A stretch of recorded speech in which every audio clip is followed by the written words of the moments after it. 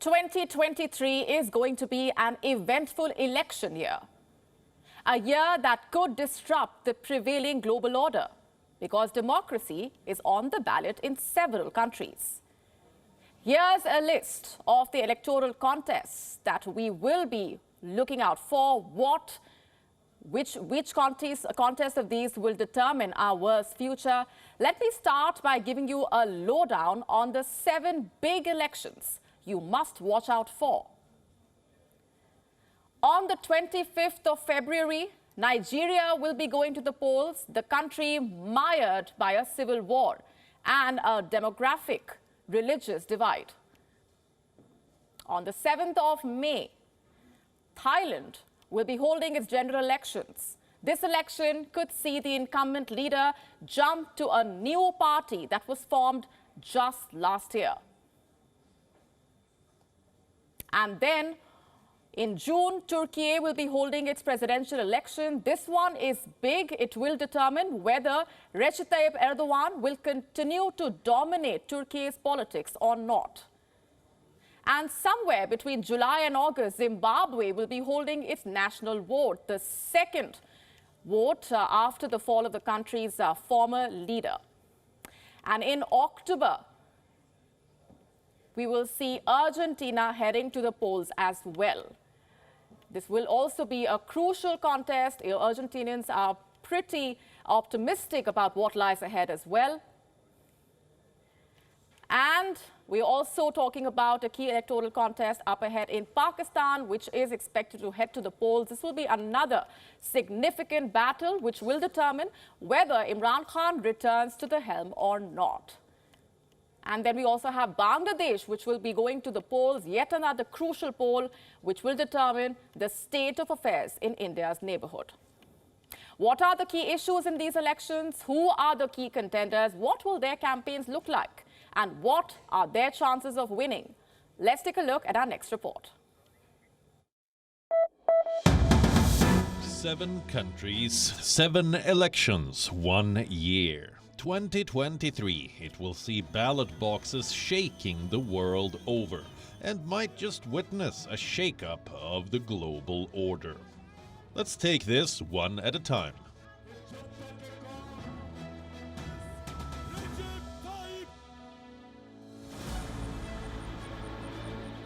Nigeria will be the first country to head to polls. The battle is between incumbent Muhammadu Buhari and one contender each from the country's 3 major ethnic groups. Atiku Abubakar, who is of Hausa Fulani descent, Bola Tinubu, a Yoruba and former governor of Laos, and Peter Obi, the former governor of Anambra, who happens to be a member of the Igbo. These 3 will battle it out with Buhari over a series of key electoral themes, security and poverty being the 2 big ones. If we speak of security, ending the world's deadliest insurgency led by Boko Haram will be a key factor in this election. If we speak of poverty, 80 million Nigerians are still caught in it. The contenders will latch onto it to turn the tables.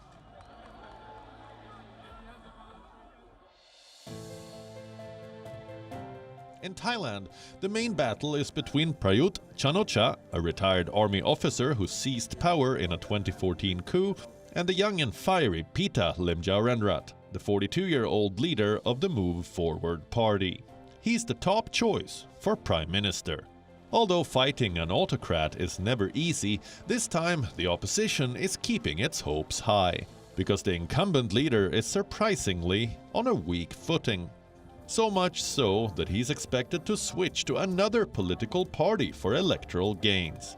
There's no saying if his bet will pay off. In Turkey, the battle is quite similar. There's a strongman president, Recep Tayyip Erdogan. He's up against a united opposition. Leading them are 2 popular faces, Sem Uzan, a businessman who founded the Young Party, to represent Turkey's youth, and Muharrem İnce, a physics teacher who founded the Homeland Party, to represent the values of Atatürkism, the ideology of the founder of Turkey, Mustafa Kemal Atatürk. If an opposition candidate wins, it could mark a radical shift in Turkish politics. But if Erdogan wins, it could portend a further erosion of democratic principles.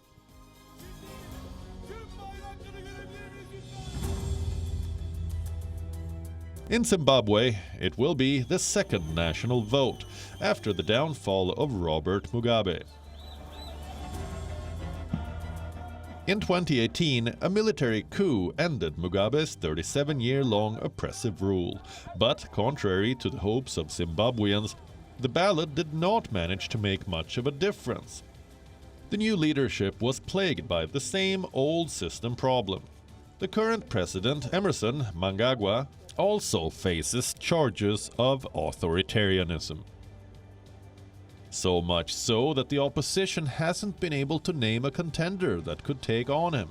If the ruling party pulls off another victory, many expect the opposition to be saddled with further disillusionment.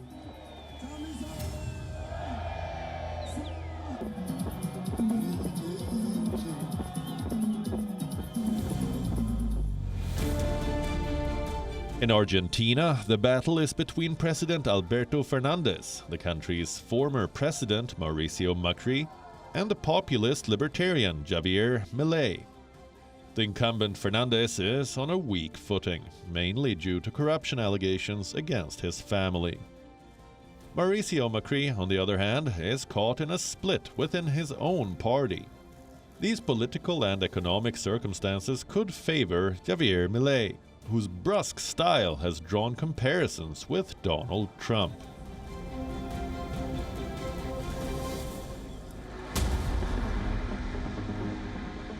In Pakistan, the elections will all be about whether ousted Prime Minister Imran Khan manages to get a two-third majority. He is up against the ruling coalition. Will the former cricket star be able to take them on? Given the kind of crowds rallying behind him, it certainly seems like it. But with the never-ending involvement of the Pakistan army in civilian affairs, one can't say for sure.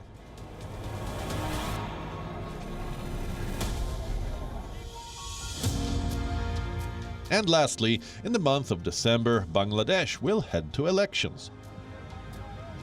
Incumbent leader Sheikh Hasina says she doesn't intend to lead her party. This could tilt the battle in Khaleda Zia's favor, a former prime minister who has ruled the country twice. There's no saying if things will remain the same by December next year.